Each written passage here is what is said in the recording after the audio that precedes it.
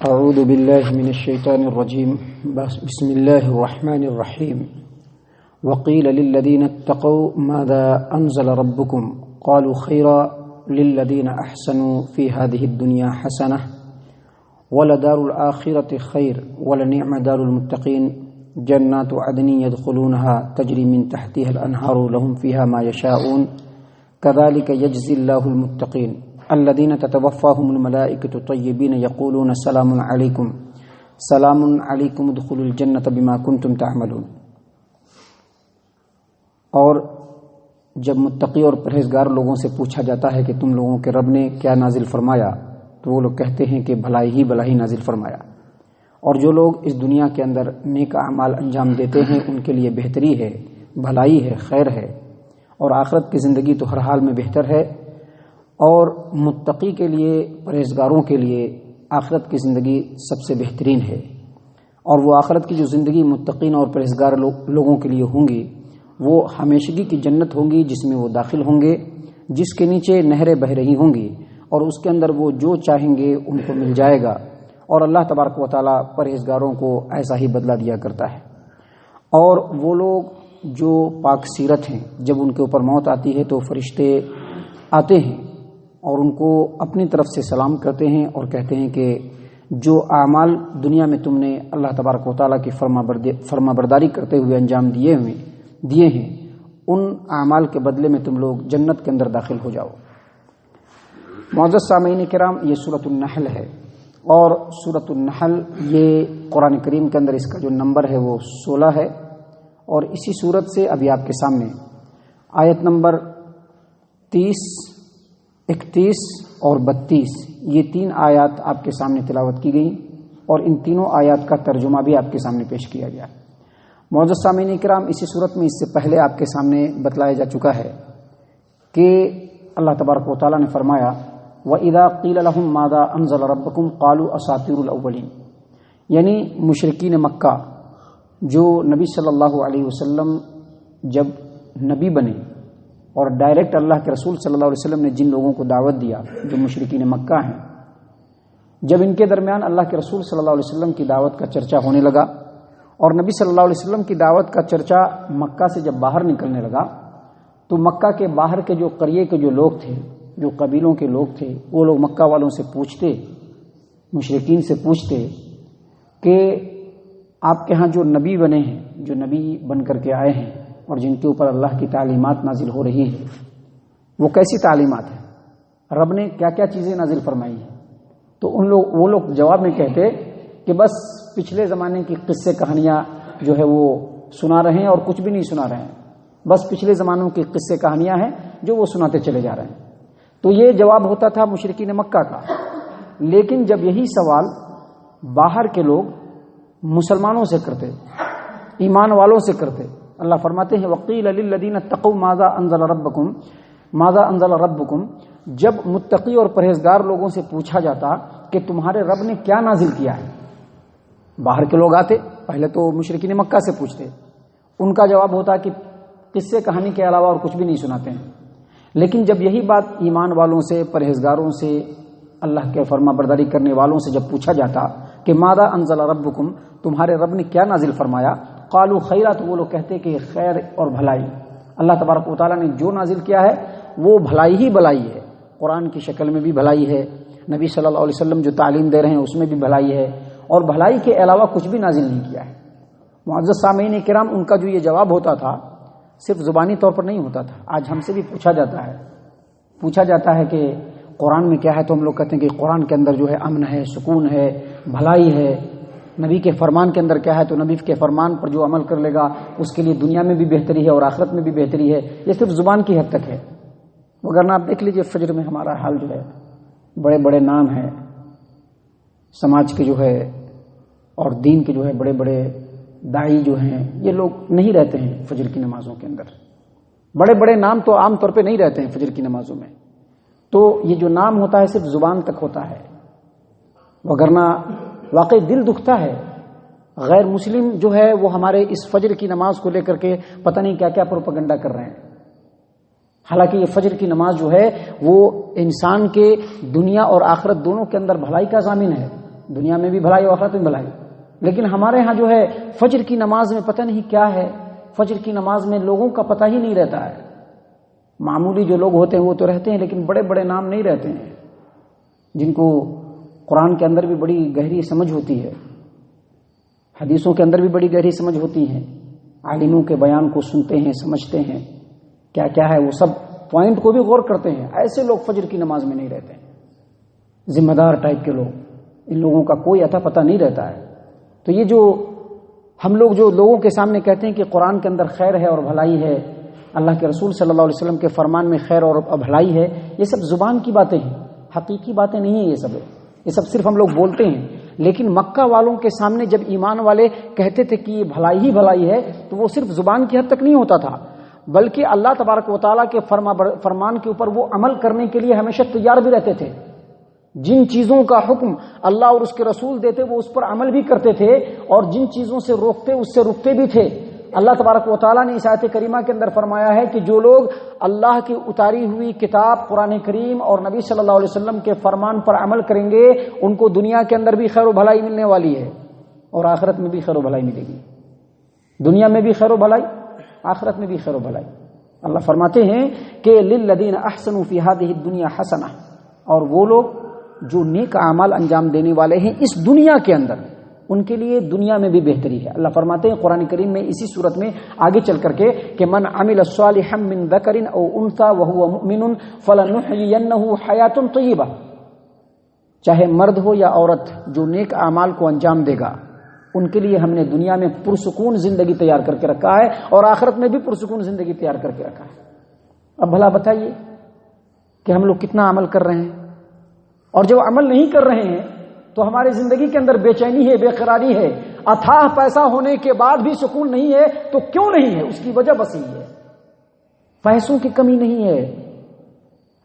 وسائل کی کمی نہیں، ہر چیز موجود ہے، لیکن اس کے باوجود دل کے اندر ایک بے چینی ہے، بے قراری ہے. اس کی وجہ بس یہی ہے کہ جو اللہ تبارک و تعالیٰ نے ہمارے لیے نازل فرمایا ہے ہمارا اس کے اوپر عمل نہیں ہے.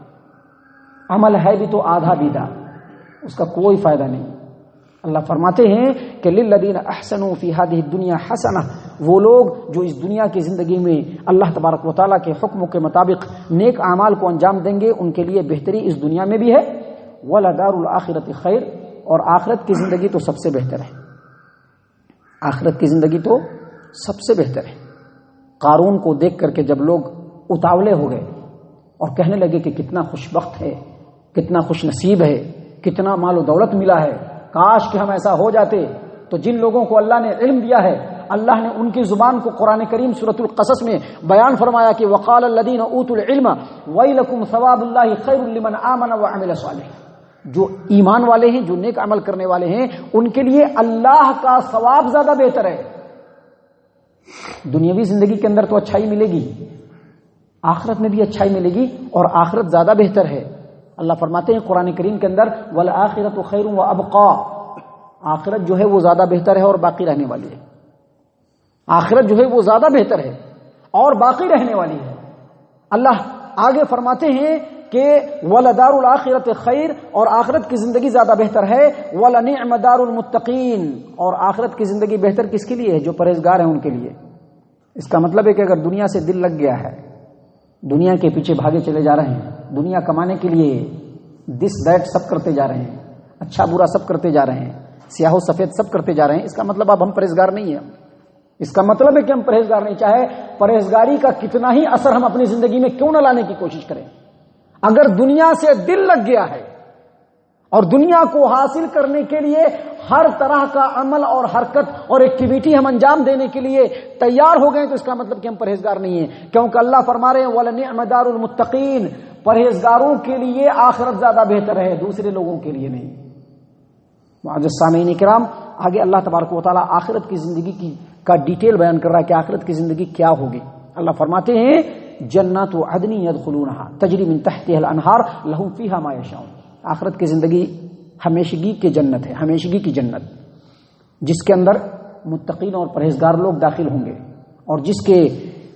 جنت کے نیچے نہریں بہ رہی ہوں گی، اور جنت میں جانے کے بعد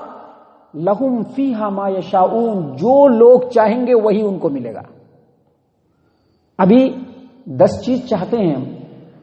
10 چیزوں کی چاہت ہوتی ہے تو اس میں 5 چیز مل جاتا ہے اور 5 چیز نہیں ملتا ہے، کبھی کبھی 10 نہیں ملتا ہے، کبھی کبھی 10 میں سے 2 ملتا ہے اور 8 نہیں ملتا ہے۔ اللہ فرماتے ہیں کہ جنت میں جانے کے بعد جو چاہے گا وہی ملے گا۔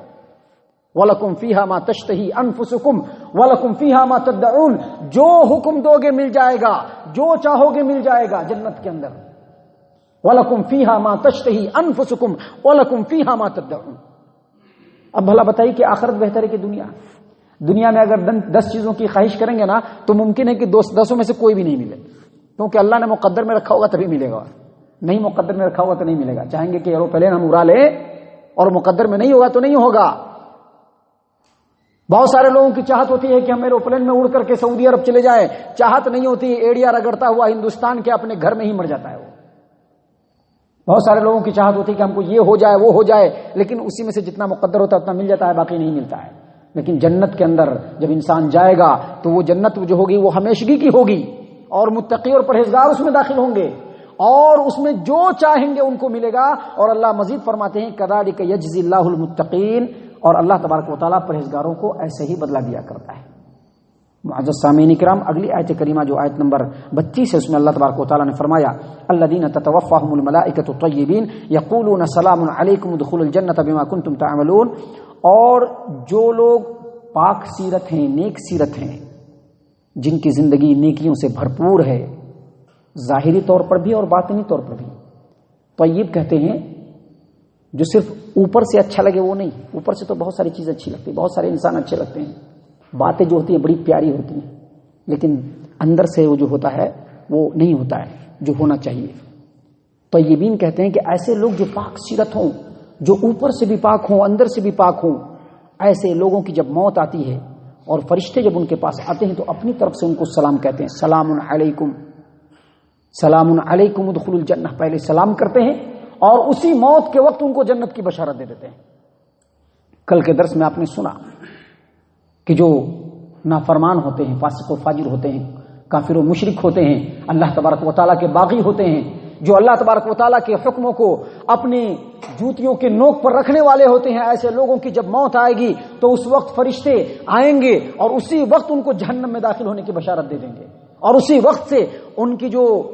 الٹی گنتی ہوگی شروع ہو جائے گی، اور اسی وقت سے وہ جہنم کے مزہ کو چکھنا شروع کر دیں گے۔ بالکل اسی طرح سے جن لوگوں کی نیت پاکیزہ ہوتی ہے، جو پاکیزہ سیرت ہوتے ہیں، جو پاکیزہ عمل کرنے والے ہوتے ہیں، جب ان کے اوپر موت آتی ہے فرشتے آتے ہیں، یقولون سلام علیکم ادخلوا الجنۃ بما کنتم تعملون، اور کہتے ہیں کہ جو عمل تم نے دنیا میں انجام دیا، ہر حال میں، ہر جگہ پر، ہر مرحلے میں اللہ کے حکم کو تم نے آگے رکھا، تو سن لو آج اس عمل کے بدلے میں ہم تم کو سب سے پہلے سیلوٹ کرتے ہیں، سب سے پہلے تم کو سلام کرتے ہیں اور تم کو کہتے ہیں کہ تم جنت کے اندر داخل ہو جاؤ۔ آپ نے وہ لمبی حدیث سنی ہوگی جو برا بن عازب رضی اللہ عنہ نے بیان کیا ہے، جس کو امام ابو داؤد نے اپنی سنن ابی داؤد کتاب السنہ کے اندر نقل کیا ہے، اور امام احمد بن حنبل نے اپنی مسند کے اندر، کہ جب نیک لوگوں کی موت آتی ہے تو فرشتے جو ہے وہ اسپیشل آتے ہیں، جن کا چہرہ بڑا خوبصورت ہوتا ہے، ان کے ہاتھ میں جنت کا جو ہے کپڑا ہوتا ہے جو جنت کے کستوری اور خوشبو سے لپٹی ہوئی ہوتی ہے، اور اس میں ایسی خوشبو آتی ہے کہ ایسی خوشبو دنیا میں کسی نے سونگا بھی نہیں ہوگا۔ جب نیک آدمی جس کی موت رہتی ہے اس کے سرہانے جا کر کے بیٹھ جاتا ہے، اور کیا کہتے ہیں وہ فرشتے، اے پاک روح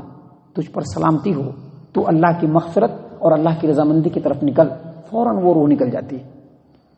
اور وہ روح اس کے ہاتھ میں آتی ہے، اور ایک لمحہ بھی نہیں رہتی ہے کہ دوسرے جو فرشتے رہتے ہیں جو وہ کپڑا لیے ہوتے ہیں فوراً اس روح کو اپنے کپڑے میں لپیٹ لیتے ہیں، اور اس سے خوشبو نکلتی رہتی ہے، اور اس کو لے کر کے آسمان پر چلتے ہیں، تو فرشتوں کے جمگھٹے سے جب پہنچتے ہیں تو فرشتے پوچھتے ہیں کہ یہ کون ہے، تو کہا جاتا ہے کہ یہ بڑا، یہ فلاں ہے، فلاں بن فلاں، یعنی تعریف کرتے ہیں۔ آسمان کے دروازے کھلتے ہیں، اللہ تبارک و تعالیٰ کی رحمت نازل ہوتی ہے، اور پھر کہتے ہیں کہ اس کو علیین میں بھیج دو، اسی وقت سارا فیصلہ ہو جاتا ہے۔ اس کے مقابلے میں جو بد کردار ہوتا ہے اس کا معاملہ موت کے وقت بھی خراب، قبر میں بھی خراب، حشر میں بھی خراب۔ تو معزز سامعین کرام، یہی باتیں اللہ تبارک و تعالیٰ یہاں بتلانا چاہتے ہیں، دونوں حالات کو سامنے رکھ کر کے، دونوں حالات کا کمپیریزن کر کر کے، موازنہ کر کے اللہ فرما رہے ہیں کہ دیکھو یہ بننا چاہتے ہو یا وہ بننا چاہتے ہو، جب تک سانس چل رہی ہے اس سے پہلے اس کا ڈیسائیڈ کر لو، جب تک سانس چل رہی ہے. یہ بدکاروں کا معاملہ ہے،